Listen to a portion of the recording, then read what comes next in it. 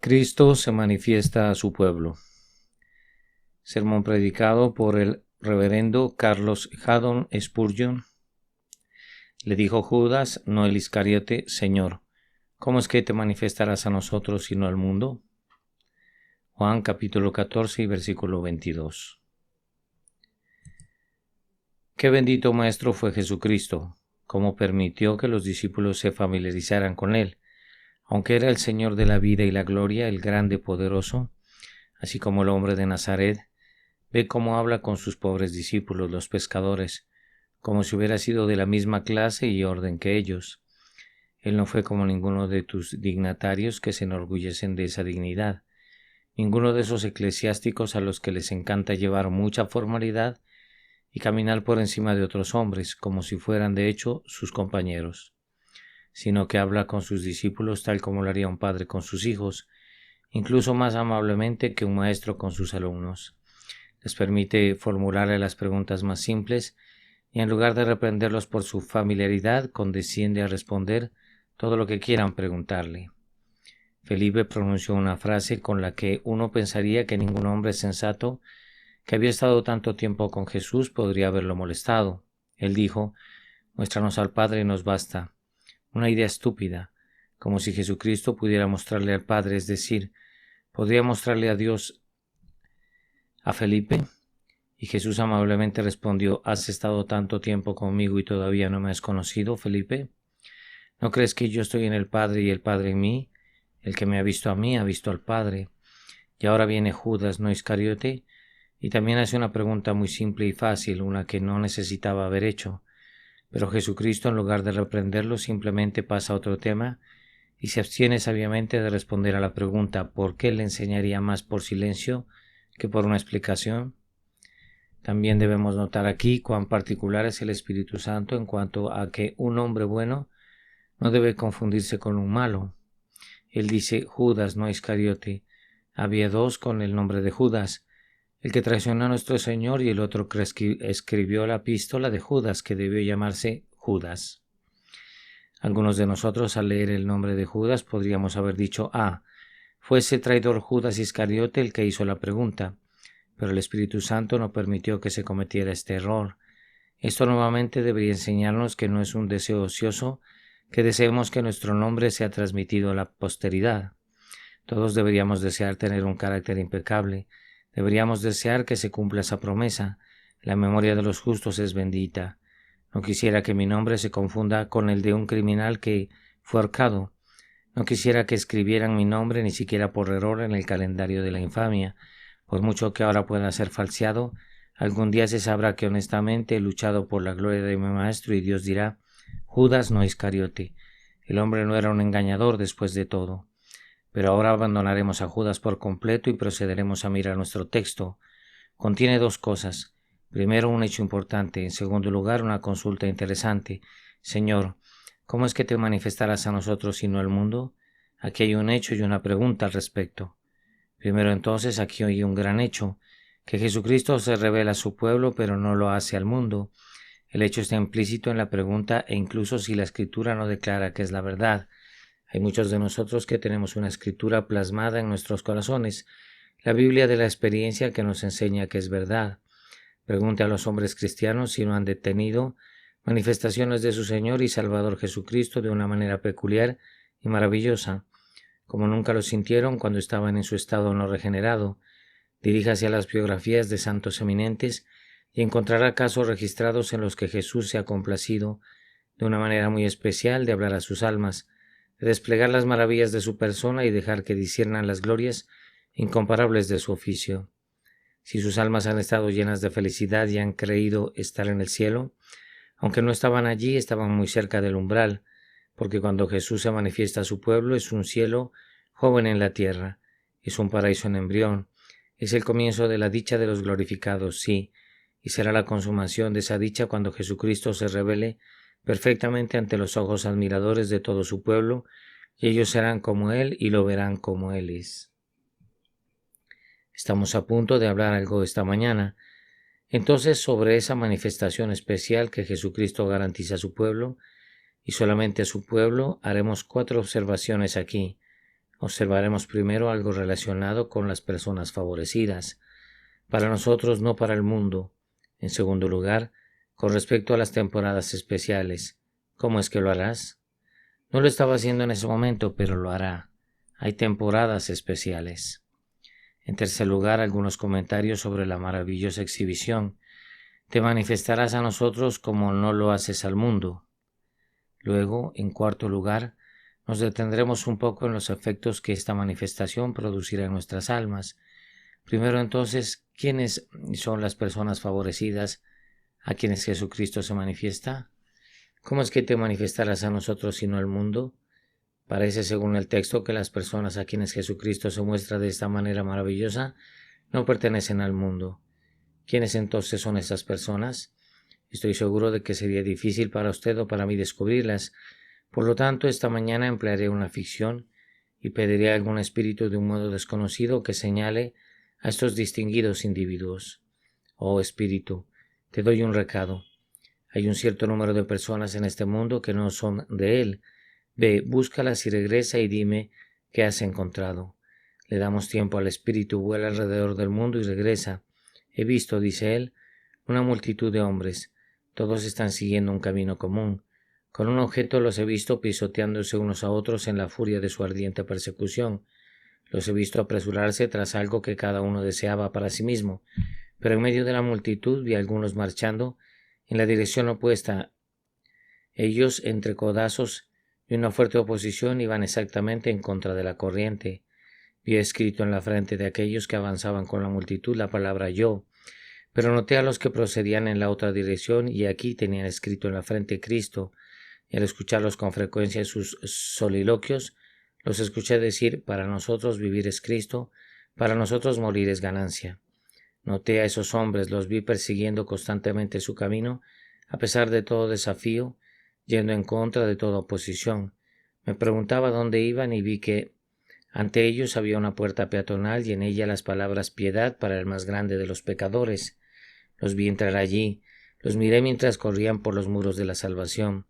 Al seguirlos hasta su destino, los vi por fin cruzarse de brazos en la muerte y cerrar los ojos con tranquilidad, y escuché a los ángeles cantar su requiem y una voz gritó: bienaventurados los muertos que mueren en el Señor.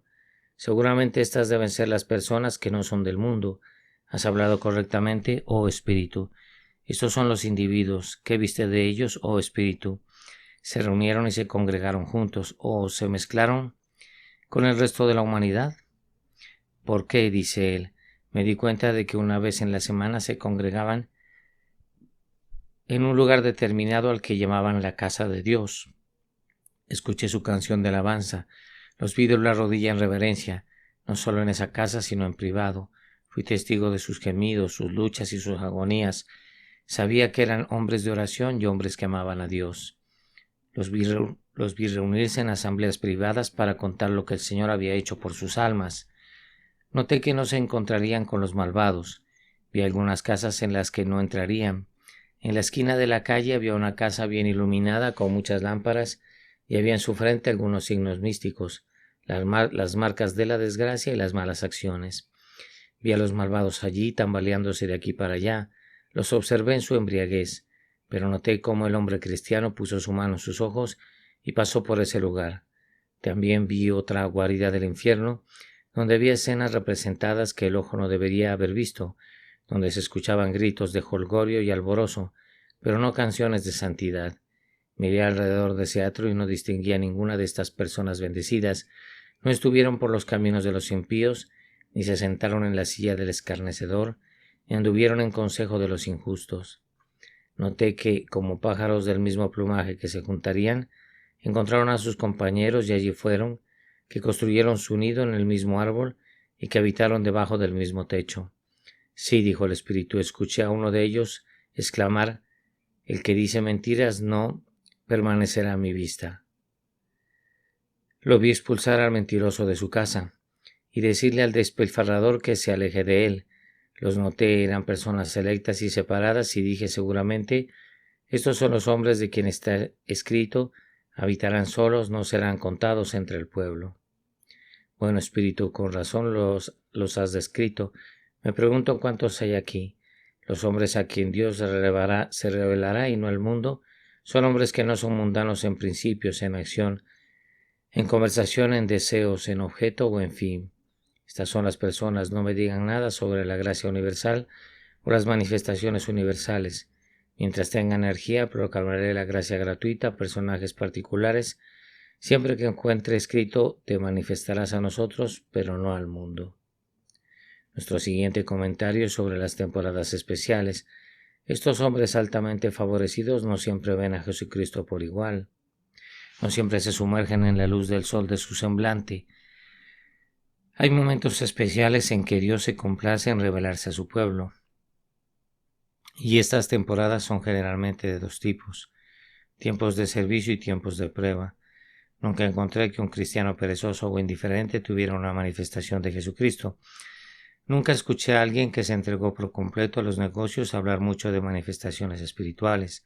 No, pobre alma. Tenía la religión suficiente para salvarlo, pero no lo suficiente como para hacerle comprender las bendiciones espirituales y especiales de un cristiano. Los que hacen poco por Cristo, Cristo hace poco por ellos. En cuanto a favores especiales, quienes se sientan, cruzan los brazos, comen, beben y están satisfechos, no son los hombres que entran en la cámara secreta del Altísimo y disfrutan de la presencia del Todopoderoso. Los hombres que son más celosos por su Maestro perciben la mayor parte de su bondad amorosa y disfrutan de las más ricas bendiciones del Señor. Pregúntele a un cristiano cuándo es más feliz. Le dirá que cuando trabaja más. Sé quién soy. Todavía no he intentado descansar y sin duda encontraré todo menos descansar cuando lo tenga. Cuando paso un día sin predicar el nombre de mi Maestro, siento que no he hecho lo que debería haber hecho y no me quedo satisfecho hasta que vuelva a estar dentro de las 4 tablas de un púlpito. Cuando trabajamos más duro, sentimos la gracia más abundante. Cuando cavamos más profundo, obtenemos el agua más dulce. Quien trabaja más tiene su pan más endulzado y confía en ello. Las gotas de sudor son bendecidas para hacer que el pan seco baje. Siempre tendremos más felicidad cuando más trabajemos por Cristo. En cuanto a Isaacar, que es tan fuerte, agazapado entre 2 cargas, el hombre que hace poco, la promesa es un látigo para el caballo, una brida para el asno y una vara para la espalda del necio. El hombre holgazán debe tener castigo, pero el que vive a su Dios puede regocijarse. El que sirve a Dios también puede regocijarse, porque Dios lo tratará con exquisiteces. Le dará su porción mezclada con miel. Él dirá: he tomado tu pan y lo he mojado en mi propio plato. Tómalo y cómelo, porque eres uno que trabaja en mi propia viña. Será en temporadas de servicio o, como he dicho, en temporadas de prueba. Y no debes suponer que cuando un cristiano es apartado del deber, no está haciendo nada. No imagines que el tiempo de tu enfermedad se te ha perdido. No solo se estaban beneficiando a sí mismos, sino que realmente estaban sirviendo a Dios con su sufrimiento, si lo soportaban con paciencia. ¿No conoces el texto?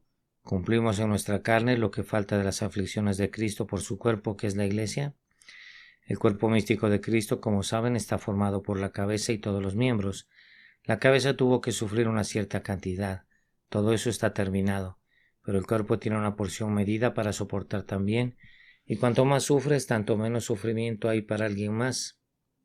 Hay una cierta cantidad de pruebas que toda la Iglesia tiene que pasar antes de llegar al cielo, porque como Jesucristo fue afligido, así todo su pueblo debe tener comunión con sus sufrimientos. Hay una copa llena y los justos deben beberla. Todos debemos tomar un sorbo, pero si uno de nosotros puede tomar un trago profundo y hacerlo con paciencia, habrá mucho menos para nuestros compañeros. No nos quejemos entonces, porque es en el momento de los problemas que vemos la mayor parte de Jesús. Antes de que Israel peleara con Amalek, Dios les dio agua de la roca y les envió maná del cielo. Y antes de que Jacob conociera a Saúl, el ángel de Dios luchó con él en el arroyo Jacob, y las huestes de ángeles le salieron al encuentro en Mahanaim. Antes de la prueba, por lo general, puede esperar una temporada de alegría, y cuando termine esa temporada de alegría, puede decir: debemos esperar algo de peligro ahora porque hemos recibido demasiado placer. Pero cuando llegue la prueba, entonces espera deleitarte en él, porque nuestros problemas son generalmente proporcionales a nuestras alegrías y nuestras alegrías generalmente son proporcionales a nuestros problemas. Cuanto más amarga es la vasija del dolor, más dulce es la copa del consuelo. Cuanto más pesado sea la prueba de aquí, más brillante será la corona de gloria en el futuro. De hecho, la misma palabra en hebreo significa peso y gloria. Un peso de problemas es una gloria para un cristiano, porque es un honor para él, y la gloria es un peso porque a menudo lo inclina y lo hace acostarse a los pies de su amo. Apelo a mis hermanos y hermanas y les pregunto, ¿cuándo han visto más a Jesús? ¿Cuándo han estado caminando en el jardín de las delicias? ¿O cuándo la amarga medicina ha estado en la boca? ¿No has tenido mejores visiones de Jesús cuando has sido atormentado por el dolor que cuando has sido elevado por la prosperidad?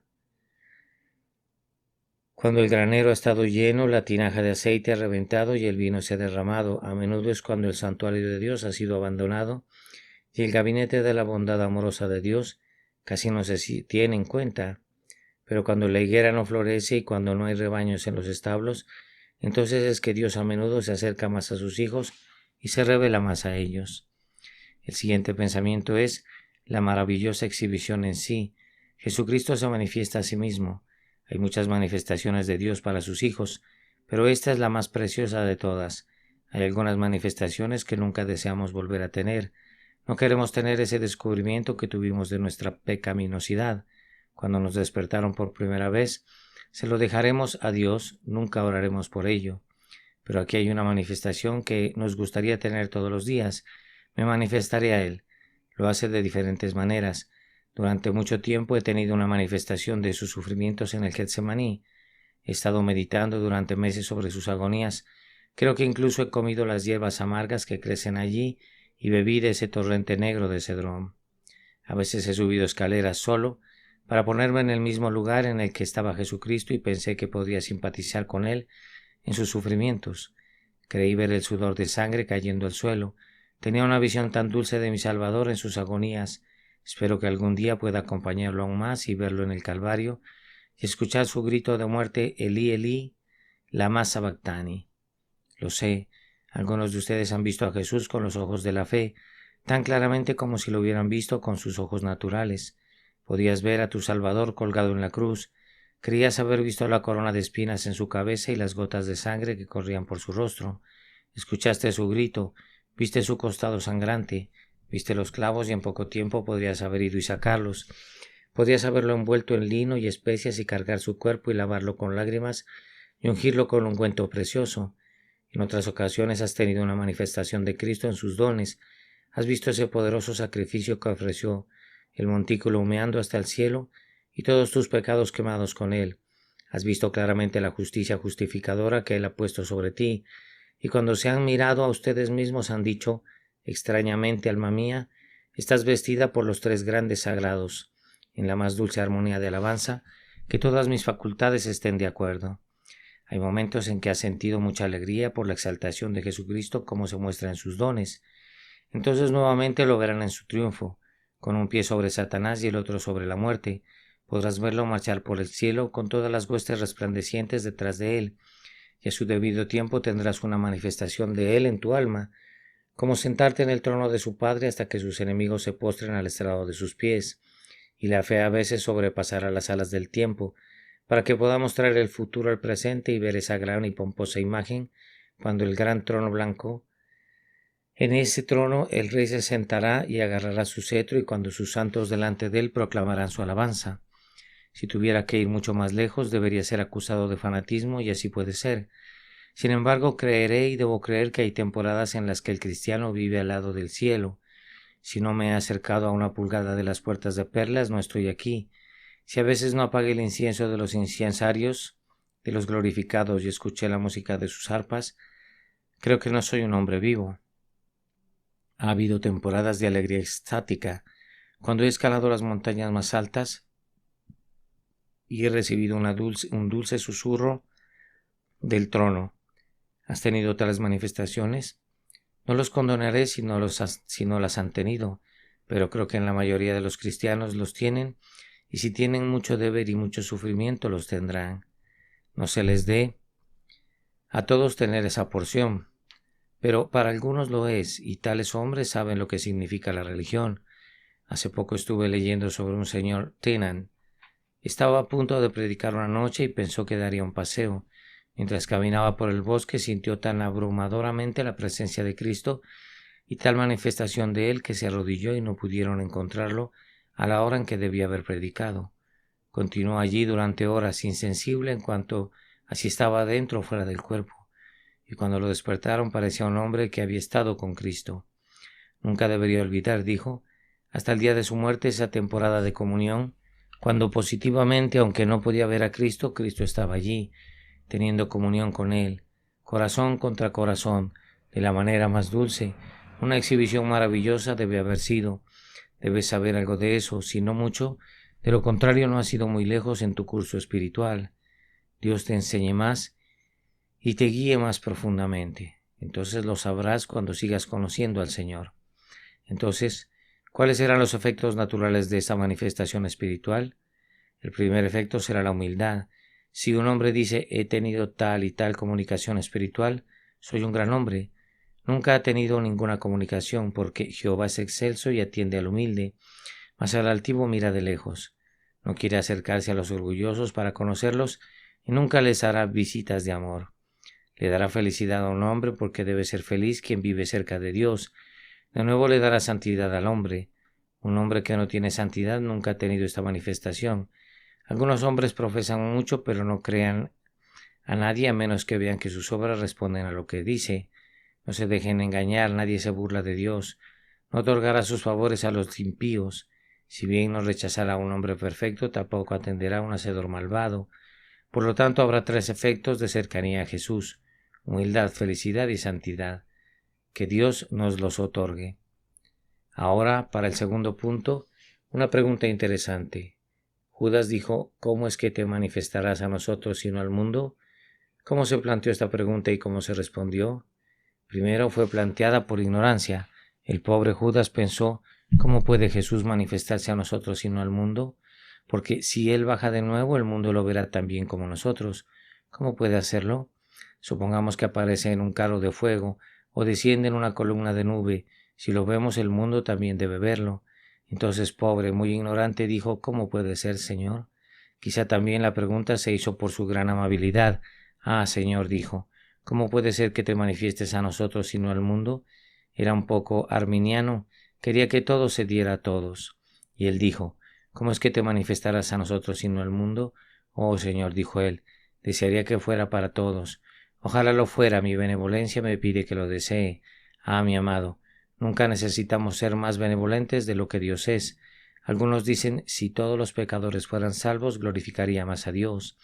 Ciertamente Dios sabe mejor que nosotros cuántos pecadores lo glorificarán, y es mejor que le dejemos el número a Él, y no nos entrometamos con lo que no nos ocupa. Dicen las Escrituras, los necios se entrometerán, y necios son aquellos que se entrometen con lo que no les concierne. Pero sin embargo Judas dijo, Señor, ¿cómo es que te manifestarás a nosotros y no al mundo? Tal vez nuevamente fue el amor a su maestro lo que le hizo hacer la pregunta, oh Señor, pensé que vendrías y serías rey sobre todo el mundo, y ahora parece que solo debes ser rey sobre algunos. Deseo que el dominio de Cristo fuera universal.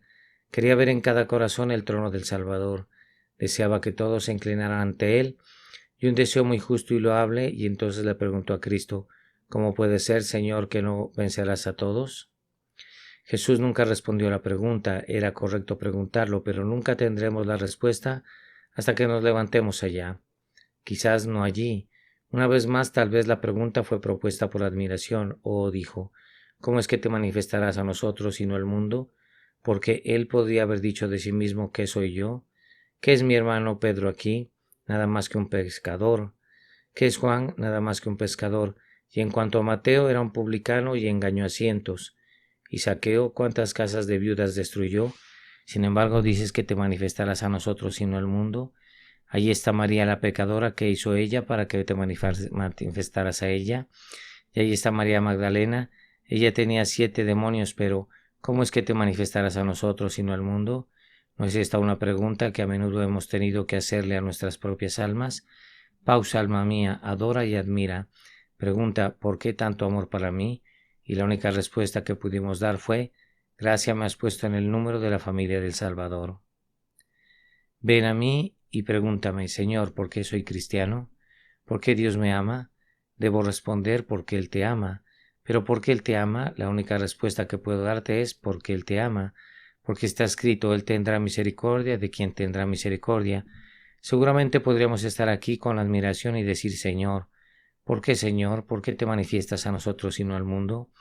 Pero algunos dirían: porque eres mejor que el mundo. Esa es la razón, mucho mejor por naturaleza, sin duda. Mejor que el mundo por naturaleza, porque algunos de nosotros fuimos bastante peores. Hay algunos de ustedes aquí que se entregaron una vez a toda forma de vicio, que se sonrojarían si se pusieran de pie aquí y contaran los pecados que han cometido, pero Dios se ha manifestado a ti como no lo hace al mundo. Seguramente tendremos una causa perpetua de asombro en los actos de la gracia soberana. Pero ¿cuál es la respuesta? ¿Por qué Cristo se manifiesta a algunos como no lo hace al mundo? La pregunta no fue respondida porque era incontestable. Nuestro Señor continuó diciendo: si un hombre me ama, cumplirá mis palabras, y mi Padre lo amará, y nosotros iremos a él, y haremos nuestra morada con él. No le dijo por qué se manifestaría a ellos, sino al mundo. A menudo me han hecho esta pregunta: ¿dices que Dios se manifiesta a unos y no a otros? ¿Puedes decirme por qué? Bueno, Jesucristo no lo hizo y no se puede esperar que haga más de lo que hizo. Pero le preguntaré si tiene alguna objeción al respecto. ¿No es suficiente que lo haga? Él ha declarado que tiene potestad sobre el barro para hacer de la misma masa un vaso para honra y otro para deshonra. Y si alguien encuentra falta, dice: ¿quién eres, oh hombre? Dirá la cosa formada al que lo formó: ¿por qué me has hecho así?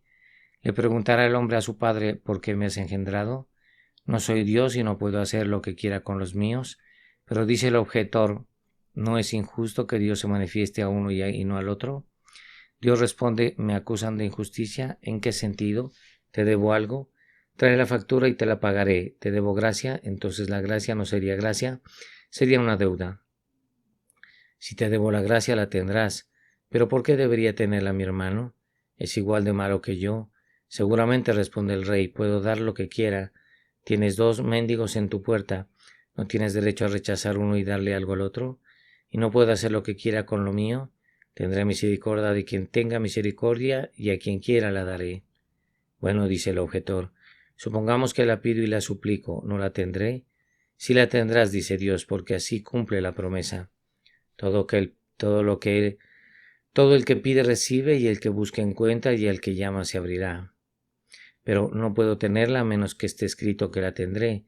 Sí, pero si preguntas, está escrito que preguntarás. Los medios están tan ordenados como el fin. No podrías preguntar a menos que yo te inclinara. Y ahora no me hables de injusticia. Te pido que encuentres el pasaje en mi palabra donde alguna vez prometí dar gracia a todos. Miserable, ¿no te has rebelado contra mí? Tu destino es ser enviado al infierno para siempre. ¿No lo mereces? Sí. Entonces, ¿quién eres tú, que te atreves a acusarme de injusticia? Si tengo 50 hombres en un cadalso para ser colgados, ¿no tengo derecho a perdonar a quien quiera y castigar a todos los demás? ¿No cederás ante ella? No, dice el objetor, nunca cederé ante ella. Entonces, mi amigo, no esperes la salvación hasta que lo hagas. ¿Hay un hombre aquí que da cosas contra la soberanía divina? Es una doctrina de prueba, y si no la acepta, muestra que su orgullo no está fuera de él. Si predicamos la soberanía divina, algunos dirán: ese hombre es un antinomiano y un hiper. Despreciamos su calumnia y le recordamos que la acusación podría hacerse más propiamente contra usted. Son ustedes los antinomianos rebelándose contra la soberanía divina. Pero un hombre que recibe la doctrina de tal soberanía irá al trono diciendo: quizás admitirá mi súplica, tal vez escuche mi oración, pero si perezco, oraré y pereceré solo allí. Y ahora, ¿qué dicen a esto mis amigos? Sé lo que dirían algunos. Ellos gritarían: tonterías, creemos que la religión es algo muy bueno para mantener a las personas en orden, pero en cuanto a estas manifestaciones y estos éxtasis, no creemos en ellos. Muy bien, amado, acabo de demostrar la verdad de lo que dice el texto. Él no se manifiesta al mundo, y te has demostrado a ti mismo que eres uno del mundo, porque no tienes ninguna manifestación. Pero hay algunos cristianos aquí que dicen: no sabemos mucho acerca de estas manifestaciones. No sé que tú no. No, más bien sé que tú no. La Iglesia ha estado entrando durante los últimos años en un estado de escasez y hambre. Dios ha enviado muy pocos predicadores que prediquen estas cosas especiales y la Iglesia ha ido bajando cada vez más. Y lo que sería de nosotros no puedo decir si no se hubiera guardado un poco de sal que Dios ha esparcido sobre la masa putrefacta. Algunos de nosotros hemos estado viviendo en terrenos bajos, cuando podríamos haber estado parados en lugares altos. Hemos estado demorados en el Valle de Baca, cuando bien podríamos haber estado viviendo en la cima del Carmelo. No elegiría vivir en un valle si pudiera construir mi casa en las montañas deliciosas. Oh cristiano, arriba esta mañana, deja que tus pies se calcen con la luz una vez más. Viaje ligeramente a través de la llanura de problemas. Llegue al lado del Calvario, ascienda a la cima. Y desde el Calvario, te lo digo, puedes ver a través de la llanura hasta el cielo mismo. Si puedes llegar a la cima del Pisga, cantarás. Campos dulces más allá de la inundación, levántense vestidos de verde vivo. Y por la gracia de Dios tu espíritu se volverá como los carros de Aminadab. Busquen mis hermanos tales manifestaciones espirituales, si nunca las han experimentado, y si han tenido el privilegio de disfrutarlas, busquen más, porque ¿qué hay que ciertamente puede hacer la vida feliz y tan adecuada para el cielo como estas revelaciones de Jesucristo? Oh, tú que desprecias lo que disfrutamos, desde lo más profundo de mi alma te compadezco. Presta atención, no sea que la primera revelación que tengas de Cristo sea cuando Él se ha revelado en llamas de fuego, tomando venganza contra sus enemigos. Si no se revela en misericordia, estará en justicia. Dios te dé gracia para verlo en el Calvario antes de que lo veas en el Sinaí. Contemplarlo como el Salvador de los pecadores antes de verlo como el juez de vivos y muertos. Dios te bendiga y te lleve de regreso a estas manifestaciones constantemente. Amén. Amén. Amén. Cristo se manifiesta a su pueblo. Este fue un sermón que se predicó la mañana del sábado 10 de junio de 1855 por Carlitos Haddon Spurgeon en New Park Chapel, Southwark. Le dijo Judas, no el Iscariote: Señor, ¿cómo es que te manifestarás a nosotros y no al mundo? Juan, capítulo 14 y versículo 22.